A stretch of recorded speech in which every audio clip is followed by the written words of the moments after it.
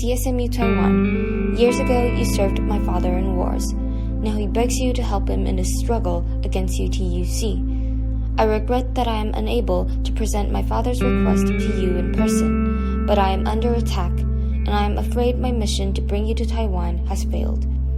I have placed information vital to the survival of the urinary system into this video. You must see this video safely delivered. This is our most desperate hour. Help me, CSMU Taiwan. You're my only hope.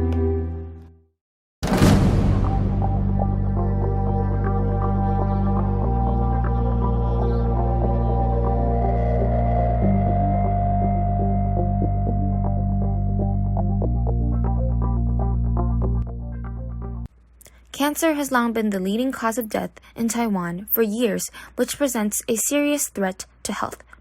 Therefore, we strived to play a part in cancer detection locally. We started to search for information, and according to papers and experiences of people around us, the prevalence of urothelial cancers in Taiwan, namely bladder cancer BC and upper tract urothelial carcinoma UTUC, are higher than the world average. As we were set on solving problems first and foremost locally, these options made great candidates for our project. Through consultations with professionals, we derived that the diagnosis of UTUC faces a bigger challenge than BC diagnosis. Therefore, we chose to base our project on UTUC detection. Current UTUC detection methods lack detection accuracy in the early phases. We inquired doctors and synthetic biology professors on the etiology and high-risk groups of UTUC. The high-risk groups of UTUC included kidney dialysis patients as well as the rural population residing in central and southern Taiwan, who are more exposed to uncertified Chinese herbs, uncovering the main reasons why UTUC is more prevalent in our country. Upper tract urothelial cancer is a cancer that occurs in either the inner lining of the tube that connects the kidney to the bladder or inner lining of the kidney. Kidney dialysis patients, individuals with a family history of urothelial cancers, and those highly exposed to specific chemicals make up high-risk groups most vulnerable to UTUC. It is estimated that the 5-year survival rate of UTUC patients is less than 50% due to late diagnosis of UTUC because current detection methods such as CT scan, MRI, and urocytology have many shortcomings in diagnosing UTUC in its early stages. The IGEM team of CSMU Taiwan this year wants to make a difference. Realizing the need for higher accuracy of early UTUC detection, we came out our project to act as a supporting diagnostic tool. The usage of microRNAs in cancer diagnosis has been increasingly raved about in the field of synthetic biology and medicine because microRNAs are signal molecules released by tumors as they induce metastasis and angiogenesis. We chose microRNA 64A3P and 33P3P in blood serum as our biomarkers as they are highly specific to UTUC and were found in significantly elevated levels in UTUC patients.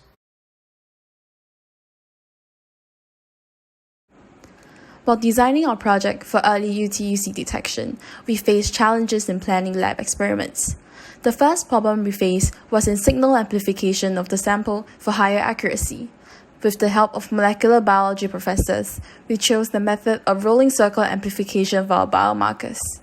Secondly, we encountered a barrier with purification of samples. As this was crucial for diagnostic tools, we turned to professors in school and uncovered the potential of strap-avadin-coated magnetic beads in purification.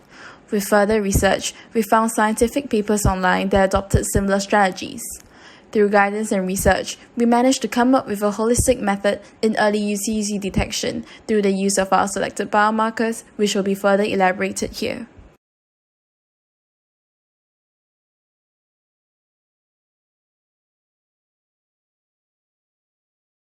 After determination of the microRNAs as the biomarkers, we designed the standard procedure of measurement and the verification experiment of it. Firstly, we came up with the idea of creating a hook-like combination of two DNA strands, a circular DNA to capture microRNA, and a linear DNA called immobilization probe, where the two strands of DNA are hybridized through complementary base pairing. What is special is that the 3' end of the immobilization probe is modified with biotin, which will serve as an anchor to strap-avadin-coated magnetic bit. And finally, the kit GACHA was formed. Following which, we add GACHA into a serum sample to capture the targeted microRNA, and then separate the functional bits from the serum solution by a magnetic rack called Dynamag, which gathers magnetic bits. The magnetic bits that we use not only save a lot of time by avoiding total microRNA extraction from samples, but also connect the steps of extraction and amplification, allowing directly transfer the microRNA biomarkers collected for signal amplification. After purification, we perform the amplification step on functional bits through incubation. Following which, we use evergreen dye which dyes DNA products to measure absorbance and determine microRNA levels in the blood serum sample.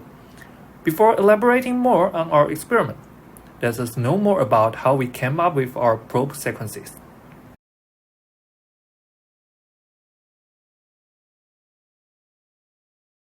For smooth running of RCA, we came up with a software using Python to design a circular DNA sequence. As large DNA loop will inhibit 529 polymerase operations, it should be avoided. So research and constellation would drive that circular DNA loop will form 3 or more reverse complementary sequences within the DNA strand. In addition to this, we also avoid the binding of probe with non-probe binding site as well as binding between the microRNA and non-microRNA binding site. Based on the above rules, we establish our circular DNA sequence design software to create the circular DNA. This is our interface. Just enter microRNA, you can get all the circular DNA sequence that can target the microRNA. Finally, we use 3 reliable DNA prediction websites, RNA structural unifold and kinefold, to confirm the validity of our code through examining DNA stability using predict thermodynamics and secondary structure. We use our software to create circular DNA exclusive to our biomarkers, microRNA 664A 3P and 33B 3P. Moving on to part. Firstly, the immobilization probe functions as connector between biotin and magnetic bits and our circular DNA. Next up is the circular DNA, which is 75 nucleotides in length. It's divided into 3 regions: immobilization probe binding site, microRNA binding site, and a long section of functionless DNA. Using our software, we design circular DNA sequence for each biomarker microRNA and select sequence ideal for our experiment. After the introduction of the different sequences, we'll now move into the next part, our experiment.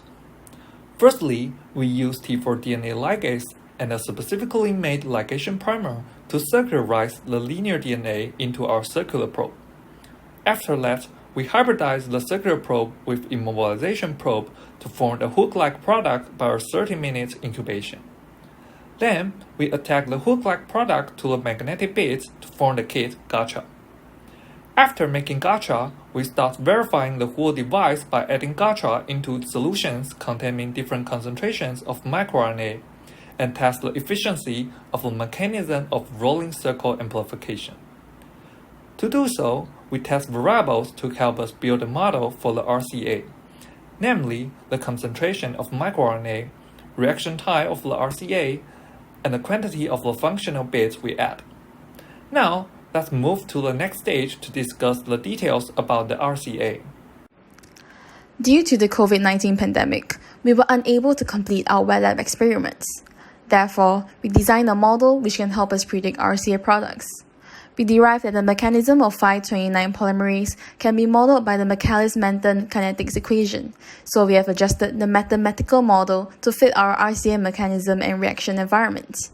In this model, we assume that the microRNA and 529 polymerase binary complex as an enzyme complex, and we set the DNTB concentration to be 10,000 times of the 529 polymerase concentration to ensure that the concentration of DNTP to be in excess. Then, we derive a speed value and from there, the total DNA product amount. Besides simulating RCA mechanism using our model mentioned, we also ensured to account for the relationship between absorbance and total amount of DNA product to completely bridge our model to the RCA mechanism. Hence, we designed an experiment to collect the data and formalize the regression analysis. In the experiment, we prepared several single-strand DNA solutions of different concentrations from 10 picomolar to 10 micromolar. After that, we used nanodrop to measure the quantity of DNA in each. Then we added evergreen dye to the product DNA and measured the absorbance of each concentration. After collecting the data, we did regression analysis to establish the relationship between single-strand DNA concentration and fluorescence intensity. After which, we back-calculated the quantity of DNA using that. After we established the relationship to allow for back calculation of data, we tested GACHA in a basic environment and the results show high fluorescence intensity, which means the product DNA was successfully made. Then, we sought ways to verify the efficiency and accuracy of our kits and planned the following experiment. First, variables such as concentration of microRNA, the amount of bits added, amplification time, and specificity and sensitivity of the GACHA should be tested under different environments of RCA.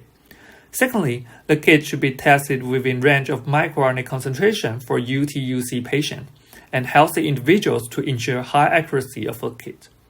Lastly, blood serum tests. It is important to run tests in more sample-like environments so that we can make sure that substances in blood serum would not affect GACHA's accuracy. However, due to the restriction imposed by the COVID-19 pandemic in Taiwan, we were unable to complete the above-mentioned verification experiment. Despite this, we still include the above verification experiment in our protocol in detail. We hope to complete our experiment post-pandemic and verify the accuracy of our test kits in the near future. Our product is type of LTT-less design, manufacture, and use within laboratory.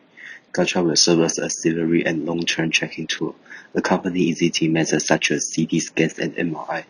Through this, GACHA will alleviate the chance of early UTUC detection through increased accuracy and precision in overall UTUC diagnosis. As we consult the main stakeholders regarding UTUC detection during the early stage of our project, we tailor our kit to their needs. In this spirit, we arrange for meetings with them again, and after presenting our project idea to these key stakeholders, we are humbled to receive their confidence in our diagnosis kit.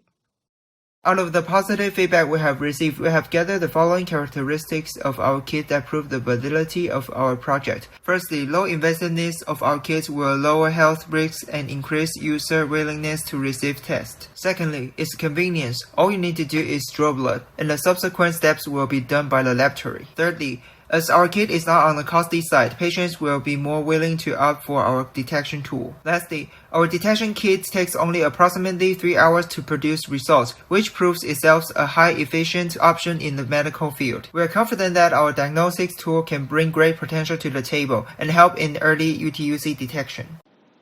Through gaining professional and public approval of our project, we attempted to pitch our kit as a product in the biotechnology industry.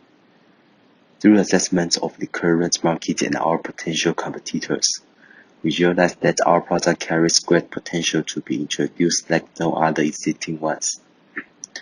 Through elevating the needs and characteristics of our target audience and beneficiaries, we are able to promise that our product was carefully thought of and tailored towards them to reach our desired outcome. Through consultations with local companies that invest in laboratory-developed tests, we have managed to gain their approval of GACHA in the industry. Of course, outside the lab, we did activities to educate different demographics on synthetic biology and UTUC. Though there were restrictions imposed by the pandemic, these did not stop us from reaching out to the public. Firstly, we reached out to the high school population through conducting online sharings to students on the significance of synthetic biology and our project UTUC detection. We also conducted experience sharing on the IGEM competition in the spirit of encouraging high school students to step out of their comfort zone and explore their passions. Secondly, we established a YouTube channel, of which we frequently uploaded content tailored to different age groups according to varying knowledge and expertise. Also, we established our very own Instagram and Facebook accounts to ensure reach of information to a wide population of audiences. Here, we took on an approach of presenting information in a short, concise, and understandable way. Last but not least, we reached out to the university population. To tailor to medical university students, we incorporated detailed information on an introduction to UTUC, prevention measures, as well as synthetic biology. In this season of the IGEM competition, we are very honored to have established several collaborations with IGEM teams across the world. We hosted a nationwide virtual meetup with local undergraduate IGEM teams participating in the 2021 competition and had many takeaways from the many outstanding ideas of our peers. However, there were not other teams in Taiwan that had a project of similar nature to us. We contacted teams abroad such as the IGEM teams of King College London and University of Rochester, who are implementing projects in the healthcare sector as well. In addition, we have also partnered up with the Minda IGEM team and worked together throughout the whole season of the competition. We had a fruitful time with other teams and cannot wait to do more together for synthetic biology. Through our software, we uncover the potential of coding language in part generation. Albeit not able to enter the lab to carry out experiments to contribute more to existing parts to documentation, we have found an alternative way to making a contribution to the IGEM community. We believe that this software can serve as a way to custom-make circular probe sequences to any target microRNA for future IGEMers that want to use GACHA.